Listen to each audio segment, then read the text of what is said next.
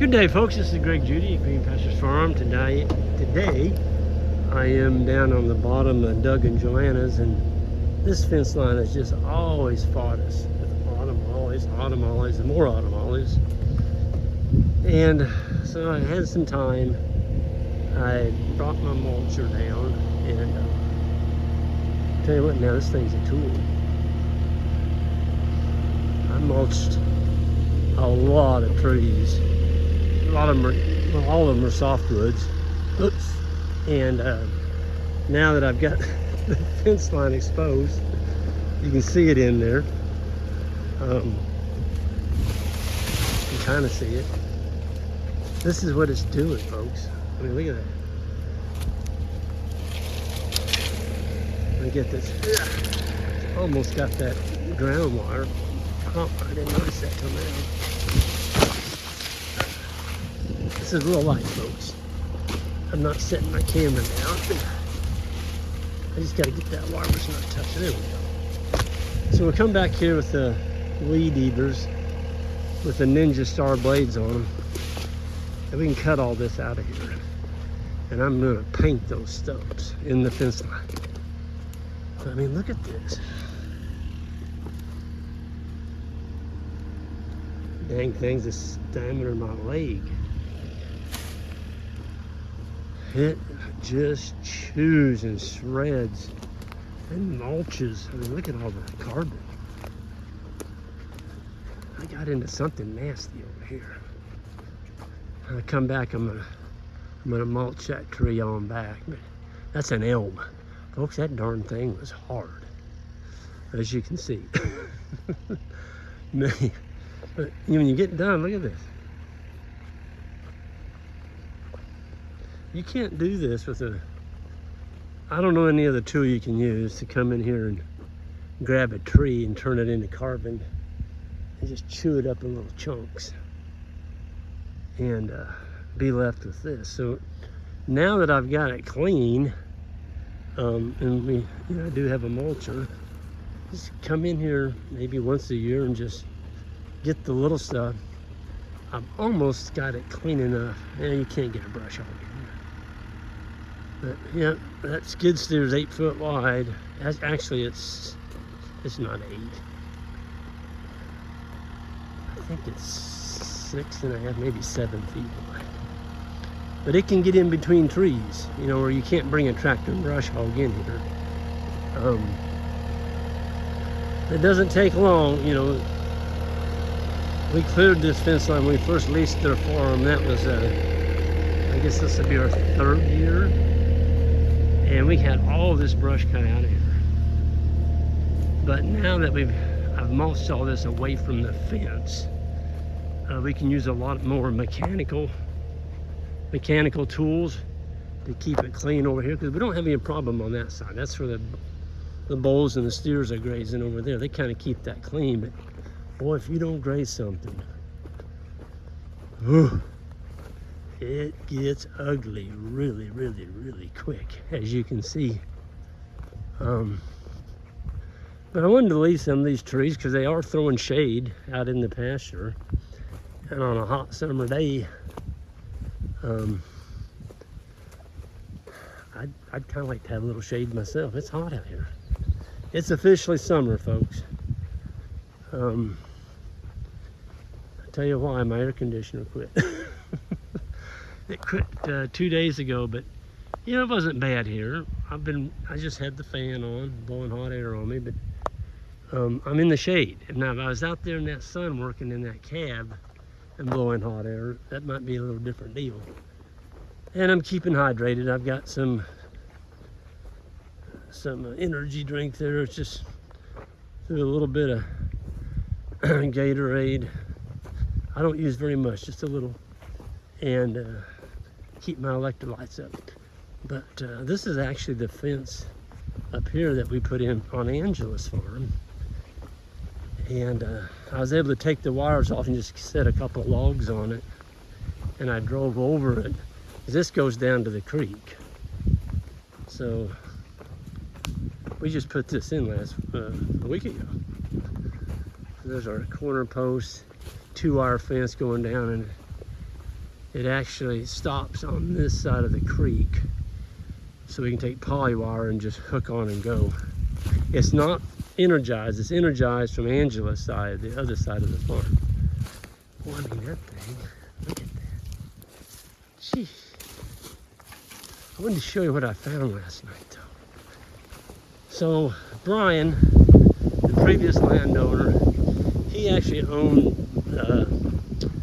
Doug McDowell, or the McDowell farm, Doug and Joanna's, and then he also owned the bull farm that we bought away from the developers. And he had a gate down here, right at the edge of this field. It's a spring gate. It's got 2 springs on it. Well, this is all fenced off. This is Doug's. Well, this over here is part of Angela's farm, the way I'm thinking. Because Doug's fence goes up to this corner and follows the edge of this bluff all the way back around to the edge of their northeast property line. But this is all autumn olives last night, folks. Solid autumn I can't even talk. Solid autumn olives. And I took that mulcher and I done a number to it. Those things right there. Folks, they're taking over the country. And we can thank the conservation department for bringing those stupid things in. They started giving them, they didn't give them away, they sold them. Sold them as wildlife habitat. You plant one of them on your farm, somebody didn't think very far ahead because they have millions of little red berries on them. And the birds have them all over Missouri now, and they're actually taking a lot of the country. If you don't stay on them, this is what they do. They just, I'm serious, it's just solid autumn olives in here. And I mowed it like a yard. I just chopped them all up. And I think you see what happened to them. There they are. They're on the ground. Now, are they going to come back? Yes, they will sprout. But you know, I've been pleasantly surprised when I get a little dirt and I actually chew up the roots, it slows them up. It slows them up pretty good. So anyway, I got to get going. I just wanted to show you this. I cleared about another acre here on Angela's last night. You can't even get to it from the other side of the creek, which is where we've been doing all the work. But this little area right here, got a gate right here, and there's a water tank right there. That's coming out of Doug's pond up on the hill there. It's a 800-gallon water tank. So when I've got them in Doug's bottom, I'm just gonna run a poly wire right over there, follow the edge of the creek here, and of all things, there's a road that goes up through there. I'm thinking Brian, when he owned this, he had that road going up through there, and he crossed the Sugar Creek up there somewhere. And with the cow herd coming out of here, because he had Angela's farm leased from her dad for a bit. I'm not sure how long, doesn't matter, but I know he had it leased for a period of time. Now see, there's an autumn olive I didn't get. Oh, it's still attached. Guess what, buddy? You got a date in about 5 minutes before I call it a day. You're gonna get chewed up. But what's neat about that mulcher, folks, and you got limbs that are laying over in your field and you can't even brush hog down here because they're hitting your tractor, you can do this. You can raise that mulcher up and literally drive right into the tree, and it just chops it, puts it all on the ground. Well, now you can get your brush hog up here against the fence line and keep all the brush from taking your farm. So that's another advantage. That's probably why I didn't come back and chew that, is I didn't take this limb back, which I'm gonna do right now. But it's a beautiful, beautiful day. I mean, it really is. It's awesome. We picked up another, I don't know what there is over here. It's probably close to half an acre, I would say. Yeah, probably about a half, but it's land that wasn't being used. So might as well graze it. And right down here below me, See if I can figure out how to get these cattle across this creek. That's a pretty good creek. It's got a riffle flowing. It's got fish in it. It's got beaver in it, so the beaver got it dammed up, and that's a good thing. I love beavers because I know they're going to keep water in the creeks where creeks don't go dry. So we don't have rock up here. You got to go down the Ozarks to find rock. We don't have rock up here in north central Missouri, which is a blessing and a curse. Two ways you can look at it. I think it's a blessing on the fact that we don't have to deal with rock when we're digging post holes. If I'm chipping with this mulcher, if I was hitting rock with those teeth, oh gosh, I'd have probably broke all the teeth off of it by now. Look at the size of that tree. Holy moly. It's got the whole creek. Look at that. It's like a darn redwood tree. It's on one side. The water can still go around it. That is a big, big tree. I can't tell from the bark. It almost looks like a soft maple. Man. You don't find trees that big here around Rucker.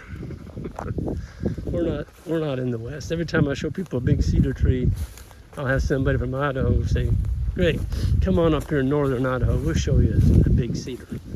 I know what you're talking about, guys, because I've seen them. There's cedar trees out there. I think you put a tape on some of them. They're like 15 foot around. They're massive, massive. But look at that mulcher, dude. I mean, it just laid the brush out, chewed it all up. Yes, it's gonna sprout back, but now we've got it down. You can brush hog this. You can brush hog this part easy, because there's no trees in here. But going up through here would be a little different. Plus I gotta put my fence back up when I'm done. But it's not that hard. Just take out 2 wire clips, lay the wire on the ground, put a couple posts on it, and drive over it. That's what I've been doing. So anyway, I'm gonna get out of here. It's a hot day here in central Missouri. Summer is officially here. Everybody be safe out there over the 4th of July. And I'm gonna be actually speaking in close to Arthur, Illinois, at the Horse Progress Days. I'm gonna be giving talks on Friday and Saturday. It's July 3rd and 4th. And I haven't been there before, but somebody said there's like 15,000 Amish and Mennonites that show up to that conference. It's called the Horse Progress Days, Arthur, Illinois. Check it out. If you come by and say hi. Jan and I are going to be there, and looking forward to it. It'll be fun. Again, that's July 3rd and 4th. Y'all have a good one.